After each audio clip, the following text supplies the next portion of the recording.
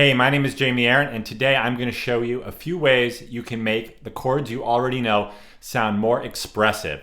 This is great for playing neo-soul, R&B, jazz, funk, and using some hammer-ons, you can give your chords a more pianistic sound and make them sound a little more interesting and a little more expressive. So let me show you what I'm talking about. So the first chord we're going to look at is just a plain old C major 7. That's C, G, B, and E. But what I'm going to do is make this bar across the 3rd fret, and I'll play the chord more like this: C, G, B, and D. And then at the last second, I'm going to hammer on my pinky on the 5th fret, 2nd string, from D to E. So really, I'm just playing this chord, but I'm putting the last note there a little bit later. So instead of just playing this grip, you get this nice little 9th to the 3rd, or the 2nd to the 3rd, which sounds really good, and it's something a piano player would do, sort of flourishing across the keys. And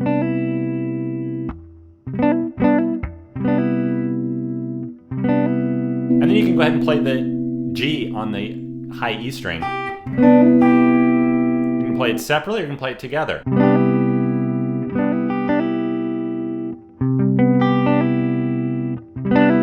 So that's a cool way to make that chord sound a little more interesting. Just hammer on with your pinky from D to E. So another C major 7 shape, let's take a C major triad, G, C, and E, and then we're going to hammer on the major 7th, 3rd finger up at the 7th fret on the 1st string.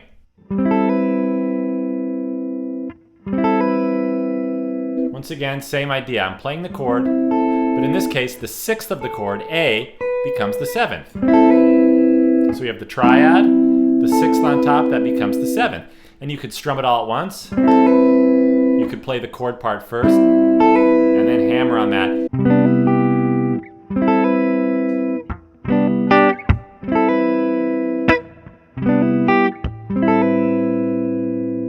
And the cool thing about this shape, you might recognize that shape as a minor 9 voicing. The relative minor. The relative minor of C is A minor 7. So if we think of this G as the flatted 7th of A minor, C is the flatted 3rd, E is the 5th, then we're hammering on the 9th. Now there's no root in this chord, but if you're playing with a bass player, they'll be playing the root, or you can just throw in the A. Then you have a nice minor voicing. You can use this all over the neck. You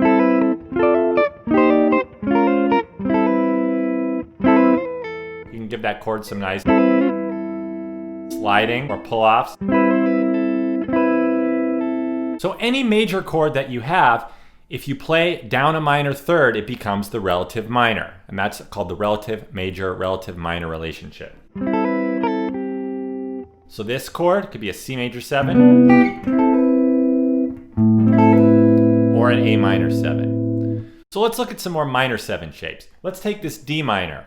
This is a D minor 7, but I'm going to hammer on the flatted 7th with my pinky.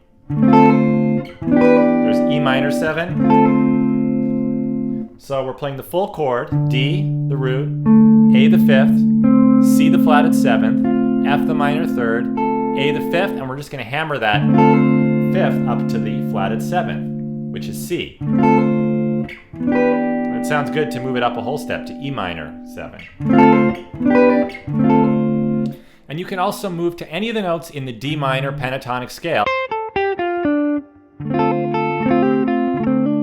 Do that same kind of hammer-on thing. This is where you get that David T. Walker.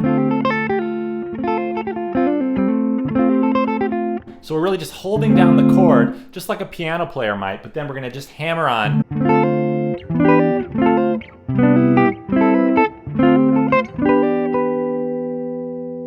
And if you wanted to do another kind of minor chord, we could take this D minor 9 shape, but hammer on the root to the 9 with your pinky. So I'm doing that bar just across strings 2, 3, and 4 with my 1st finger. Then my pinky is going to hammer on the 9th. This one sounds great.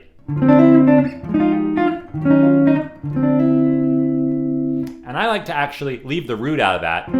Just make it a 3-note chord, let the bass player deal with the root, and even put the 11th on top. So I'm barring across 4 strings. So we have F, C, the hammer-on note of E, and then a G. So with a D in the bass, that's a D minor 11.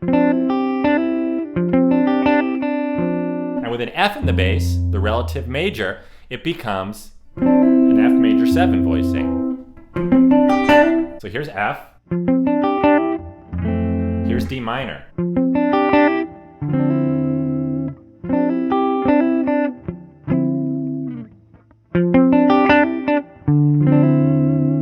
And lastly, I'll show you 2 options for playing dominant 7th chords. You could take a G13 and you could hammer on the 13th. So go ahead and play this G7, G the root, F the flatted 7, B the 3rd, D the 5th, and G the root. But let's hammer on the 13. So we're going to hammer on with the 3rd finger up at the 5th fret in E. And then I like to just pluck the root. The same way I did with that minor 11 chord, or with the major 7 chord. It sounds nice to separate these notes a little bit. Play 2-5-1.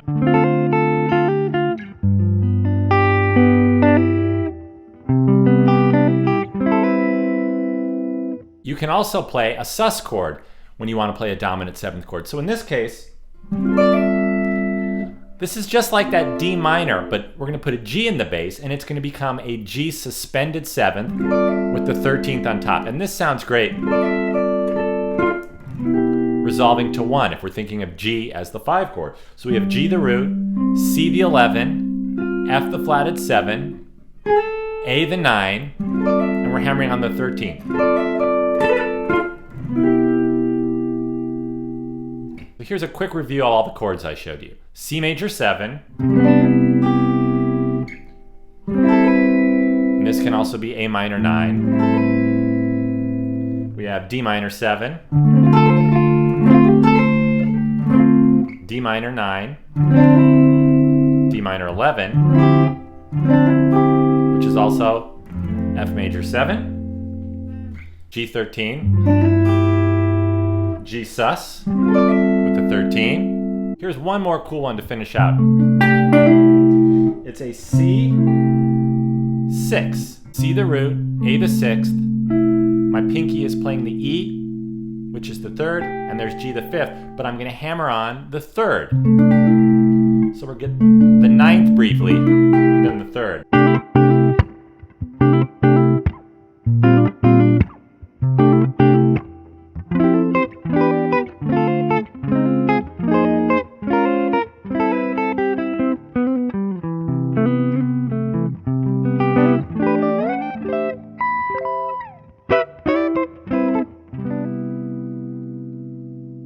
So try taking some chord shapes you already know and hammer on one of the notes by holding down the bar of the chord and then just hammering on. Think of being a piano player.